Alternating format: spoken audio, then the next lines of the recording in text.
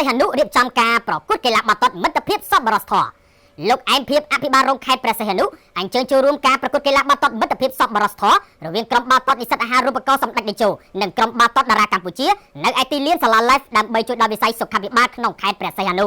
លោកអែមភៀបអភិបាលរងខេត្តព្រះសីហនុបានកោតសរសើរនិងវិតម្លៃខ្ពស់ចំពោះក្រុមកីឡាករទាំងពីរក្រុមដែលបានខិតខំយកអស់កម្លាំងកាយចិត្តជាពិសេសបានបញ្ចេញនូវសមត្ថភាពជូនក្រុមរៀងៗខ្លួនព្រោះការលេងកីឡាវារមាញតែមានចាញ់និងឈ្នះហើយការចាញ់ក៏ជាការដកបទពិសោធន៍បន្ថែមទៀតផងដែរដើម្បីឈានទៅទទួលជ័យជំនះបាននាពេលខាងមុខរាជរដ្ឋាភិបាលកម្ពុជាបានយកចិត្តទុកដាក់លើវិស័យកីឡាដែលជាវិស័យមានការរីកចម្រើនគួរឲ្យកត់សម្គាល់និងបានដើរតួនាទីយ៉ាងសំខាន់នៅកម្ពុជានិងសកលលោកកីឡាទទួលបានការចាប់អារម្មណ៍និងគាំទ្រកាន់តែច្រើនពីសំណាក់មហាជនគ្រប់ស្រទាប់វណ្ណៈដោយមិនគិតពីពណ៌សម្បុរឬនិន្នាការនយោបាយអភិបាលរងខេត្តបានបន្តថារដ្ឋបាលខេត្តបានសហការជាមួយនឹងក្រសួងស្ថាប័នពាក់ព័ន្ធជាពិសេសមន្ទីរអប់រំយុវជននិងកីឡាអភិវឌ្ឍវិស័យអប់រំកាយនិងកីឡាទាំងក្នុងក្របខ័ណ្ឌបច្ចេកទេសនិងការអនុវត្តដើម្បីពង្រឹងសមត្ថភាពកីឡាករនិងកីឡាការិនីនៅក្នុងខេត្តឲ្យកាន់តែមានថាមពលសម្រាប់ចូលរួមប្រកួតដណ្ដើមយកជ័យជំនះក្នុងការប្រកួតនានា